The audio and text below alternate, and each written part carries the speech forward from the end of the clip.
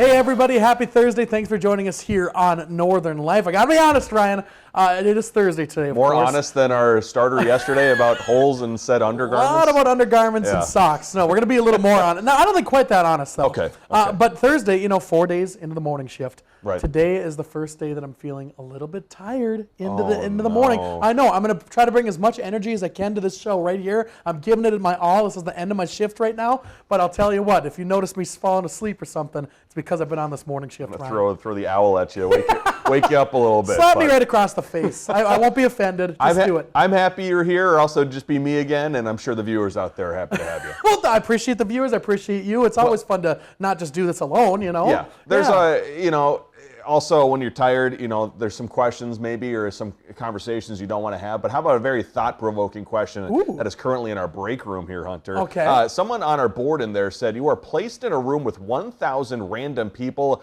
What thing are you confident you'd be best at?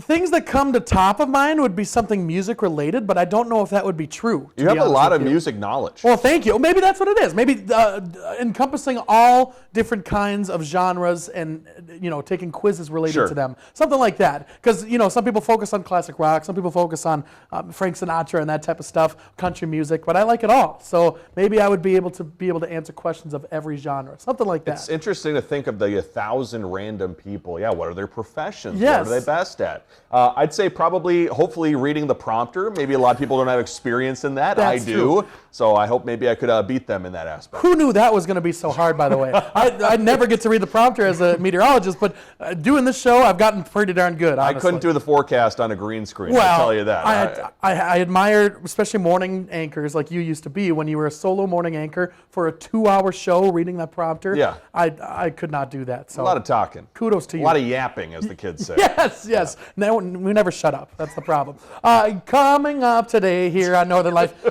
We're reading the prompter. I have another chat with Dahlberg Law Office. Plus, we'll meet an organization who is helping young girls learn the joys of mountain biking right here in Minnesota, Ryan. Yeah, it's important to build confidence in the kids out there. Well, hey, back on Tuesday, Hunter and I here actually got to stop by the Bong Center in Superior, and we got to meet 2 junior curators who are actually putting together their own exhibit over there, honoring the service of a Superior veteran who served in Afghanistan. So they got to ask us all sorts of questions about how to conduct an interview. It was an awesome chat back and forth. And guess what? If you want to check out their work, it is actually going to be on display this Friday, tomorrow at noon at the center in Superior. And also it sounds like this is a thing they've been doing for a couple of years now. Yes. Having junior curators there for a week, getting to hear from veterans. And it sounds like the Bong Center is always looking for more Northland veterans out there to stop by, share their own stories with those future junior curators, talking about their time in the service. Yeah, and they leave them up, I believe, for the entire year. So we got to see the past students that did them and the creativity that went into it and all the questions that they asked. And that was pretty darn cool. So a lot of work goes into it. These people are very interested in what they're doing. So that's cool. These 2 young ladies are very passionate about what they're doing. And I thought they did a great job. What an awesome experience and opportunity for them, too. I think they were picked 2 out of like a group of 40 or something to be junior curators. So pretty awesome for them. Put them in a group of 1,000 people. I bet they could be pretty good interviewers compared to everybody. They certainly could. They asked some good questions. They made Hunter and me think about our own lives and our own professions. Yeah, wow. Take a step back and examine everything. It was pretty interesting, definitely. Staying in Wisconsin, a steamship that sank 145 years ago has now been discovered in the Fox River in Berlin, Wisconsin. Apparently it was a surprise. As Claire Peterson reports, members of the community, from historians to boat enthusiasts, super excited by the more than a century-old find.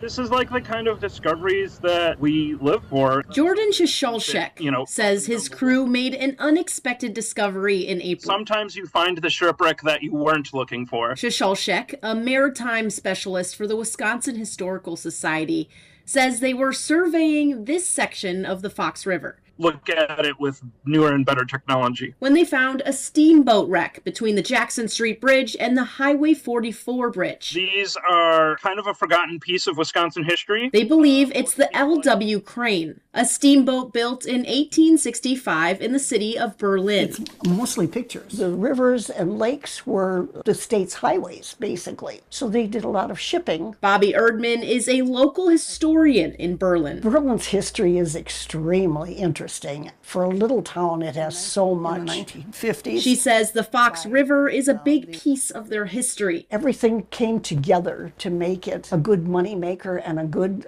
asset. A piece that's still seen today. Of the lock. Mike McMonigal is a member of the Berlin Boat Club, Would enter the lock. We've been around about as long as the town has. a nonprofit that helped save the Eureka lock system. Vital part of Wisconsin's history. The same system, McMonigal says, that the L.W. Crane used to get to Oshkosh. It is exciting to see some of the riverboat activity get discussed again. A small community history Society's collected them. in the spotlight Adds another piece to our puzzle. because of a chance discovery. It makes our picture more complete. How about that? Very, very interesting. Like Lake Superior, I could imagine not like seeing a shipwreck or something Yeah. like that because it's so deep and so vast. But on this little channel of the river, how it went so long without being discovered. That's kind of crazy and kind of cool. I think a lot of, like we talked about the junior curators, talking about like people who also do history for a job, just going like, yeah, let me check out these pages real quick and see what it might have been. And then they found out, yeah, it was that steamship. I really wish. How cool would it be to be a history buff? It would be cool. Know way more about history, and it's so cool. Enter that room with 1,000 people and just know it. Well, let's get to Ohio, where we can all relate to Cincinnati Zoo's famous hippo, Fiona. She fell into relaxation as she was treated by a delightful massage by one of the keepers there. This video shows Fiona resting her head on the pool's edge as a keeper gently rubs around her mouth. Wow, I think that's my animal right there. I can feel that energy from that hippo. It's like a back scratch. It feels so good. Well, hey, still ahead. A group wants to help end the loneliness epidemic by creating a culture of belonging. We'll see in a bit.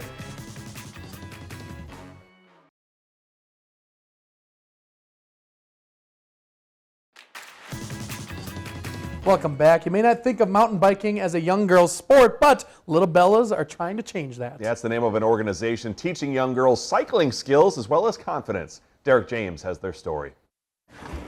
A is for air. Just off the trailhead of the largest mountain bike trail system located entirely in a major U.S. city, B is for brakes. a series of pre-ride safety checks. C is for chain. But the riders about to take on St. Paul's Battle Creek trails are all rookies. I have a bike, but I ride it around the neighborhood, but never on the trails. They're Little Bellas, part of a national nonprofit mountain bike program for girls ages 7 to 13.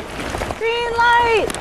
Martha Flynn All the little Bellas, looking good! started the first chapter in the Midwest in Woodbury in 2016. What was it about this concept that you immediately said yes? I think the reason that Little Bellas is the most perfect thing for me and for the girls that participate is it's a safe space for them to try something new and challenge themselves. There are now 6 Little Bellas programs in the Twin Cities. Each offers financial assistance and gear to those in need. This week-long summer camp is free to girls through a partnership with the Sane Foundation. The mountain biking is the path. It's kind of like a roller coaster. You're going up and down and up and down. It's where you get your exercise into. To building confidence and having fun. Little Bellas ride and play games in a non-competitive atmosphere. Gonna go easy gear again. With strong female mentors like Carrie Sipe. I hope you'll know that you're really strong. You'll start to learn how to do things that scare you and also help others do that. To have a peer, a 9-year-old helping a 9-year-old tell them like, I was scared too, and then I went over this rock, like that is just gold. Important lessons that these girls will take with them beyond the ride. Don't be scared of anything that you try and be confident in yourself. Oh, super cool. Love that. That's what it's all about, belonging. Yeah. It's very cool. Building confidence, yeah. Yes, amen. In health news, we all have the opportunity to help end an epidemic across the country. Almost half of Americans say they feel lonely, and one study says that's as bad for their health as smoking 15 cigarettes a day, Ryan. Yeah, not good. Deborah Alfarone introduces us to a group who wants to help end that loneliness epidemic. Connect with each other. Walk down this Washington, D.C. street and you can't miss the smiles, bubbles, and good vibes of this small but mighty crew. Thank you. But these cheery volunteers have a serious mission. We know right now that 1 in 2 American adults say that they experience loneliness. And I think to myself, what issue affects literally 50% of American adults? Like, what other issue affects half of us. Becca Bernstein is Chief Community and Operations Officer for Belong Center, a nationwide nonprofit with the mission to end the loneliness epidemic and literally save lives. Social disconnection leads to increase in stroke, increase in heart disease, increase in depression, even increase in death. I think a lot of people think of loneliness and belonging as these sort of fluffy, nice-to-have issues. These aren't nice-to-have issues. These are at the crux of our health and our well-being and our humanity. We sat in as Becca led a group of volunteers in what's called a Social Connection Corps activation. They're getting ready to go out and perform what's called Rascals, or random acts of social connection and love. One team hopped on public transit, handed out these connection cards, and created community through a game of Pictionary. The other team hit the streets, engaging people and also handing out those connection cards. Sure, some kept walking, but more often than not, people took the cards. Some shared. Because they have a minimum amount of family there. I am the only one in the District of Columbia. I miss the ones who are further away, and sometimes I feel lonely. Becca says life transitions, breakups, divorce, deaths, moving to a new city can leave people feeling like they don't belong. But it can take just one person to create a ripple effect. My way of making the world a better place. I mean, there's so much going on in the world, and sometimes we feel insignificant. Even if walking around, handing out cards isn't your thing, Becca says there are ways you can connect with others in your community through your own rascals. Visit your elderly neighbor, call an old friend. Your small action could change a life. I think right now it's really easy to get overwhelmed by the world and to say nothing I do makes a difference, or to feel paralyzed or feel apathetic. We had someone in our community who bought someone a coffee in line. The guy immediately got tears in his eyes and he said, my dad's in the hospital. It's almost like you knew. But I didn't think anyone cared, but in this moment I feel like someone cares. That caring could change a life or even save one. With The Good Side, I'm Deborah Alfarone. Oh, really good on that group to get out, and you feel it sometimes too. You're sitting at home, you're like, I don't really feel like talking to anybody today, but the best thing for you is to get out, at least try to make that connection and try to schedule things with friends and family. Yeah, because when you get out, when you start doing it, it's like you feel so good. I don't know. Yeah, just like doing the show with you. Yeah, there we go. That's beautiful. It's fun stuff. Well, hey, Hunter sits down with Dahlberg Law Office when we come back.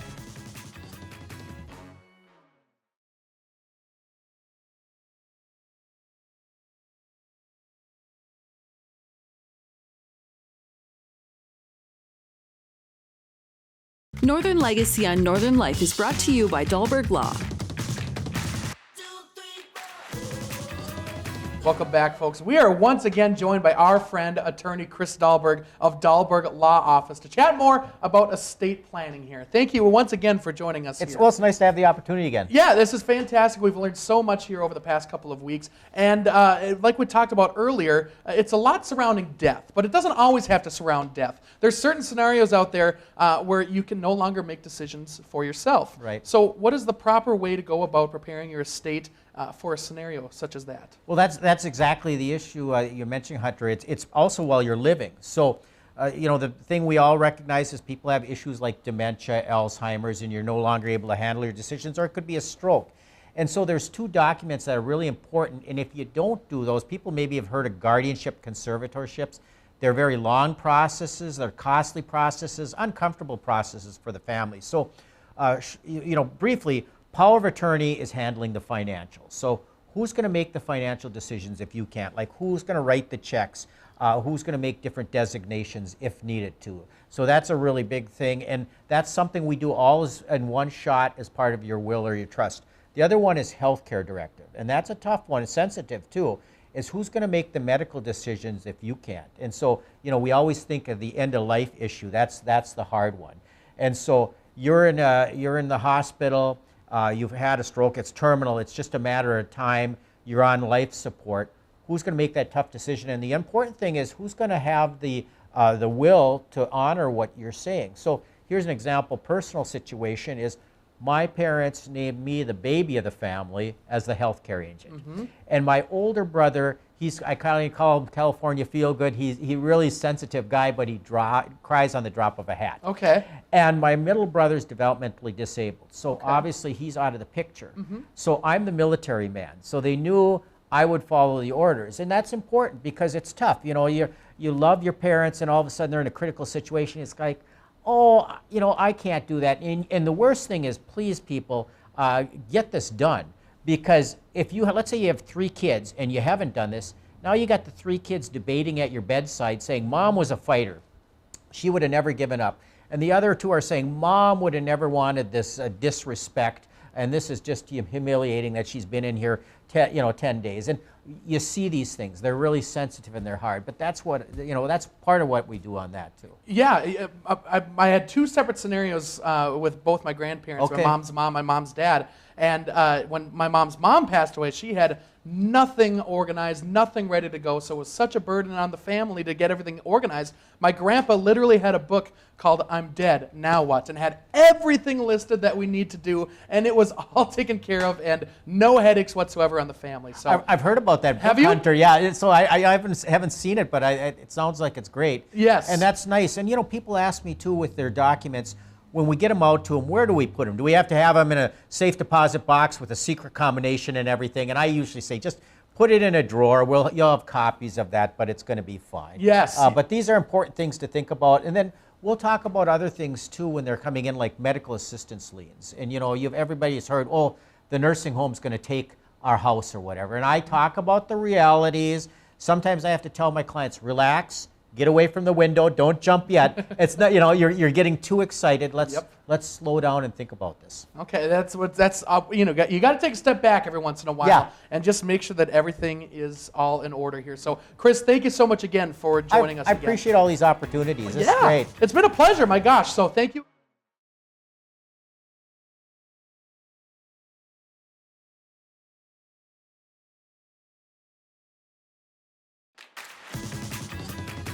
Well, coming up tomorrow here on Northern Life, residents in a Minnesota community have a nasty problem on their hands. 14,500 pounds of bird droppings, to be exact. That's here, Ryan. That's a lot. Definitely how much bird poop has dropped in a local lake, and we'll hear how residents feel about the issues and what the city is doing about the problem. Very unique problem. I don't even know where that even comes from. I mean, that's a lot of birds that have to produce that, right? Or is it one bird that just ate like some really bad meals or something like that? Well, that's what you call a tease, Hunter. You have to stick around tomorrow to get the full story. Well, I'll be here. Yeah, join us. Please do. Well, before we go today, though, health experts out there say the weather has a big impact on our appetites. According to the Cleveland Clinic, as the temps go higher, your appetite may actually get smaller. Researchers say it actually has to do with the thermic effect of food, so we're not as hungry in the heat because our bodies don't want to get overheated. So if your body is already hot, it may not want any more heat, so naturally our appetites just drop in those summer and hot months. That's all fine and good, but what if I'm hungry for every type of weather? It doesn't even matter what's going on. It could be 120 degrees and I want to shove a bunch of food in my gullet. Well, if you need a natural heater, you got Hunter. Just put your hands by Hunter. This is always 130 degrees. Just know that. Just running hot. Yes. Well, thanks for joining us today. We love you. We'll see you tomorrow.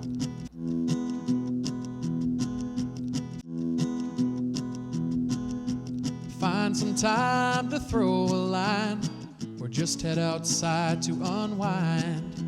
That's the life in the great North Woods. Hike or bike, whatever you like. Get out in the day, enjoy the night. Yeah, we got the life in the great North Woods. Yeah, we got the life in the great North Woods. Yeah, this is Northern Life.